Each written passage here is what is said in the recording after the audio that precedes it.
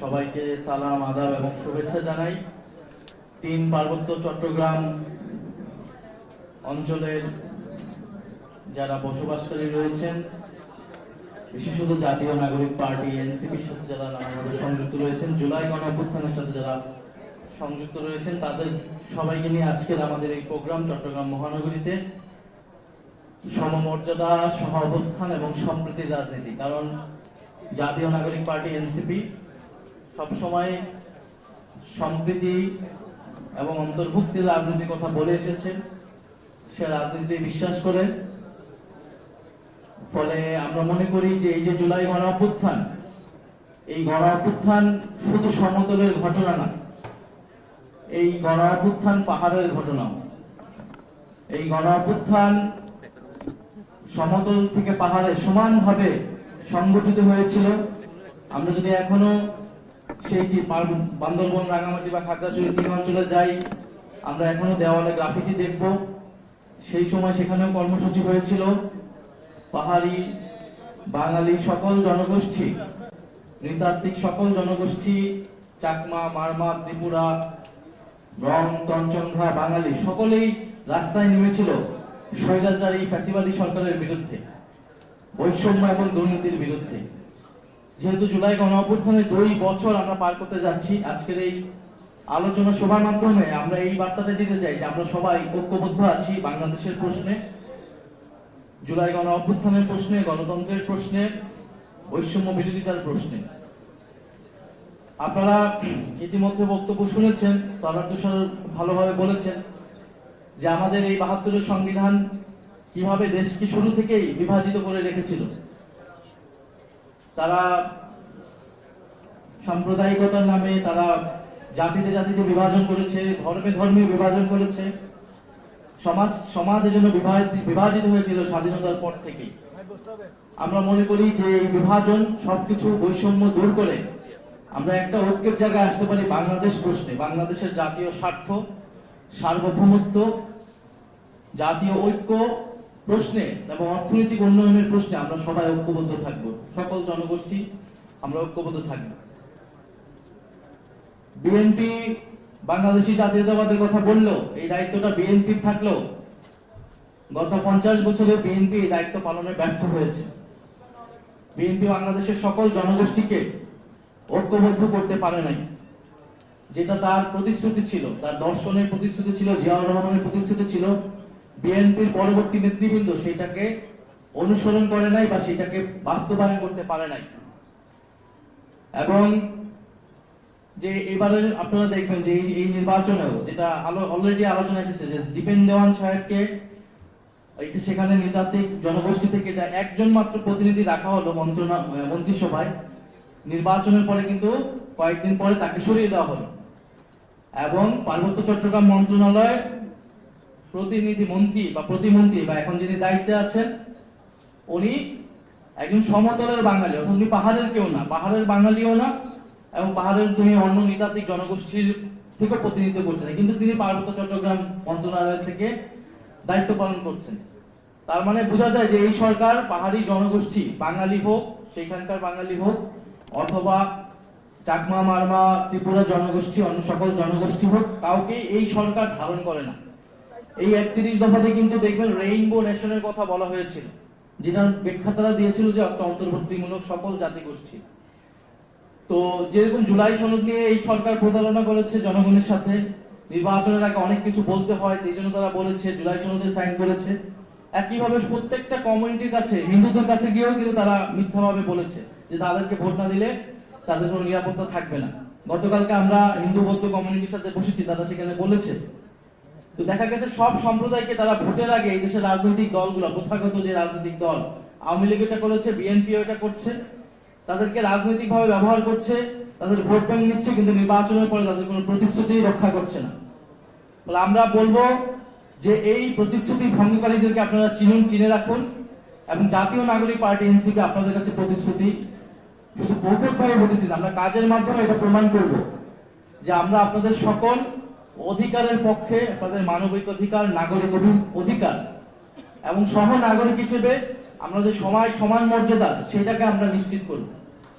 আমরা মনে করি পাহাড়ের পার্বত্য চট্টগ্রাম বা পাহাড়ের রাজনীতি, সমাজ, অর্থনীতি অত্যন্ত জটিল। এটার কোনো এক রৈখিক সমাধানও আসলে সম্ভব না।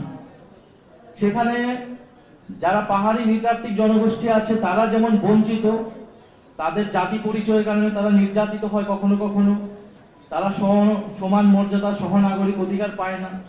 একইভাবে পাহাড়ের যারা বাঙালি রয়েছে তারাও নানান ধরনের বঞ্চনার শিকার। আবার তাদের মধ্যে আমরা বিভিন্ন সময় বিভিন্ন বিভাজন বা দ্বন্দ্বের কথা শুনি। তো বাংলাদেশকে যারা বিভাজিত করে রাখতে চায়, বাংলাদেশের নিজস্ব জনগণ, নানান জনগোষ্ঠীর মধ্যে যদি বিভাজন থাকে, এর ফায়দাটা নেয় কিন্তু অন্য দেশ। ফলে বহিঃশত্রু যারা অন্য শক্তি আছে এই দেশ, যারা বাংলাদেশকে ঐক্যবদ্ধ হতে দিতে চায় না, এটা তাদের ফায়দা হয়। আমাদের কাজ হচ্ছে যে কোনো মূল্যে আমরা সবাই বাংলাদেশী। এই রাষ্ট্র যদি উন্নয়ন হয়, এদেশের যদি কর্মসংস্থান ভালো হয়, স্বাস্থ্য ব্যবস্থা, শিক্ষা ব্যবস্থা ভালো হয় এবং এটা যদি সমানভাবে বন্টন করা যায়, এটা সুবিধা কিন্তু সবাই পাবে। এবং দেশে যদি স্বৈরতন্ত্র থাকে, ফ্যাসিবাদ থাকে, তাহলে কিন্তু সেইটা লাভবান কেউ এককভাবে হবে না, সেটার ক্ষতি সবাই হবে। যখন ফ্যাসিস্টরা গুলি চালিয়েছিল, সে দেখে নাই সেটা বাঙালি না, পাহাড়ি না, মারমা না, চাকমা না, হিন্দু না, মুসলমান, সকলেই কিন্তু আহত হয়েছে। আমাদের বহু এরকম পাহাড়ি নৃতাত্ত্বিক ভাই বোনেরা কিন্তু এই আন্দোলনে নেমেছিল এবং আহত হয়েছে। ফলে এই আন্দোলনটাও, এই গণ অভ্যুত্থানটা আমরা মনে করি বাংলাদেশকে নতুন ভাবে ঐক্যবদ্ধ করেছে জুলাই। যে জুলাই এমন একটা জায়গা যেখানে আমরা সবাই ঐক্যবদ্ধ হতে পারি, গণতন্ত্রের প্রশ্নে, বৈষম্য বিরোধী একটা রাষ্ট্র বিনির্মাণের প্রশ্নে, অন্তর্ভুক্তিমূলক একটা বাংলাদেশ বিনির্মাণের প্রশ্নে। ফলে আমরা মনে করি পাহাড়ের প্রশ্নে আমরা সকলের সমান অধিকারের প্রশ্নে, নাগরিক অধিকারের প্রশ্নে একমত। আবার আমাদের সার্বভৌমত্বের প্রশ্নেও আমরা আপোষহীন। আমরা মনে করি সকলে মিলে এদেশের সার্বভৌমত্বকে আমরা রক্ষা করব, একই সাথে সকলের সমান অধিকার, সমান মর্যাদাটাকে আমরা নিশ্চিত করব। এবং আরেকটা বিষয়, এই যে আমরা বন্যা হলো এবং বিভিন্ন সময় আমরা দেখি যে পার্বত্য চট্টগ্রাম নানাভাবে বঞ্চনার শিকার, সেখানে অনেক উন্নয়ন প্রকল্প বরাদ্দ থাকলেও সেখানে সেগুলো দুর্নীতি হয়, লুটপাট হয়, সেখানে জবাবদিহিতা থাকে না। এবং আমরা পাহাড়ে একটা ভিন্ন রকম চাঁদাবাজির কথাও শুনি, সেখানে একটা আলাদা ধরনের সন্ত্রাসও আছে।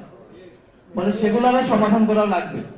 জবাবদিহিতা এবং সুশাসন সমতল থেকে পাহাড় সব জায়গায় নিশ্চিত করা লাগবে। সেটার জন্য আমাদের জুলাই সনদ বাস্তবায়ন করতে হবে, গণভোটের গণরায় বাস্তবায়ন করতে হবে। আমরা জানি পাহাড়ের পার্বত্য চট্টগ্রাম অঞ্চলগুলোতে না ভোটের সংখ্যা বেশি এসেছে, কিন্তু আমরা মনে করি যে তাদেরকে বিভ্রান্ত করা হয়েছে কোনো না কোনো ভাবে। ফলে অবশ্যই পাহাড়ের অঞ্চলের মানুষ, বাঙালি এবং চাকমা, মারমা, সকল জনগোষ্ঠী, নৃতাত্ত্বিক গোষ্ঠী গণতন্ত্রের প্রশ্নে এবং জুলাই সনদের প্রশ্নে তারা অবস্থান নিবে। এবং আপনাদের কাজ হচ্ছে তাদেরকে সেই সচেতনতা তৈরি করা যে জুলাই সনদটা আসলে সকলের জন্য প্রয়োজন, কিভাবে পাহাড়ের মানুষ এটা তারা উপকৃত হবে। যদি দেশে গণতন্ত্র, সুশাসন থাকে, দেশে অর্থনৈতিক উন্নয়ন সমানভাবে বণ্টিত হবে। এই যে দেখেন, একটা সরকার 2/3 মেজরিটি পেয়ে জিতে এসেছে এবং তিনি দীপেন দেওয়ান বা তাকে সরিয়ে দিয়েছে। পার্বত্য চট্টগ্রামে কোনো প্রতিনিধি নাই সেই মন্ত্রণালয়ে। এটা বাংলাদেশ ইতিহাসে এর আগে কবে হয়েছে আমার জানা নাই।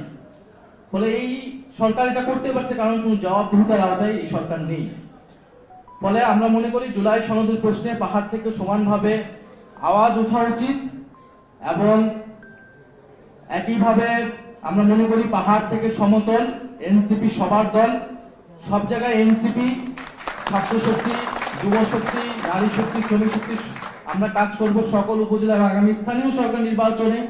আমরা 3 পার্বত্য চট্টগ্রাম অঞ্চলেই বিশেষ গুরুত্ব দিয়ে আমরা কাজ করব, যাতে সেখানে আমরা জনপ্রতিনিধি বের করে নিয়ে আসতে পারি। একটা নতুন, গত 50 বছর পরে, 54 বছর পরে পাহাড়ে যাতে একটা নতুন জনপ্রতিনিধি পায়, তরুণ জনপ্রতিনিধি পায়, যারা পাহাড়ের মানুষের জন্য কাজ করবে, সকল জনগোষ্ঠী, জাতিসত্তার মানুষের জন্য কাজ করবে। এবং আরেকটা গুরুত্বপূর্ণ বিষয় হচ্ছে পাহাড়ের এই যে দীর্ঘদিনের সমস্যা রয়েছে, তাদের অধিকার বঞ্চনা, নিপীড়ন, এর প্রয়োজন রাজনৈতিক সমাধান। এটা আমাদের রাজনৈতিক দলগুলোকেই দায়িত্ব নিতে হবে, সরকারকে দায়িত্ব নিতে হবে। আলাপ আলোচনা সংলাপের মাধ্যমে একটা রাজনৈতিক সমাধানের দিকে যেতে হবে। আমরা সামরিক কায়দায় পাহাড়ে খুব বেশি কিছু আমার মনে হয় না তাদেরকে ঐক্যবদ্ধ রাখা এবং পাহাড়ের জনগোষ্ঠীকে মূলধারায় নিয়ে আসা, মূলধারায় আসার জন্য তাদের শিক্ষা, স্বাস্থ্য, কর্মসংস্থান সেটা যাতে সমানভাবে বণ্টিত হয় সকল জনগোষ্ঠীর জন্য, এবং পাহাড়ে যে বিদ্যমান যে দ্বন্দ্ব চলমান, এই দ্বন্দ্বটাকে যারা জিইয়ে রেখে সুবিধা নিতে চায় তাদেরকে আইডেন্টিফাই করা এবং সকলে মিলে একটা সমাধানে এসে আমার মনে হয় একটা ঐক্যবদ্ধ বাংলাদেশ যদি আমরা করতে পারি। আমরা পুরনোরা পারে নাই, কিন্তু আমরা মনে করি যারা নতুন আছেন, তরুণ আছেন, যারা ছাত্র আছেন, তাদেরকে নতুন ভাবে ভাবা উচিত এবং এনসিপি তার জায়গা থেকে উদ্যোগ নেবে, কাজ করবে। 3 পার্বত্য চট্টগ্রাম অঞ্চলে ইনশাআল্লাহ আমরা এবার নির্বাচনে একটি অঞ্চলে ইলেকশন করার অভিজ্ঞতা হয়েছে। আমরা আশা করি আগামী নির্বাচনে এবং আগামী বিশেষ স্থানীয় সরকার নির্বাচনে আমরা সকল জায়গায় এনসিপির জনপ্রতিনিধি থাকবে। আপনারা সেই উদ্দেশ্যে কাজ করবেন। আজকের এই আলোচনা সভায় আসার জন্য আমি বিশেষভাবে আপনাদেরকে ধন্যবাদ এবং কৃতজ্ঞতা জানাচ্ছি। আসসালামু আলাইকুম। জুলাই বিভাজন আসলে যারা ক্ষমতায় এখন গিয়েছে তাদের ক্ষমতায় যাওয়ার স্বার্থে তারাই বিভাজন করেছে। কারণ আপনারা দেখতে পাচ্ছেন জুলাই নির্বাচনের আগে তারা অনেক কমিটমেন্ট দিয়েছে, জুলাই সনদ সংস্কার পরিবর্তন তারা করবে, কিন্তু তারা এখন পরিবর্তন করছে না। ফলে আমরা মনে করি যে বিভাজন, সেই বিভাজনের জন্য বর্তমান সরকার এবং যারা ক্ষমতা আছে তারাই। ধন্যবাদ।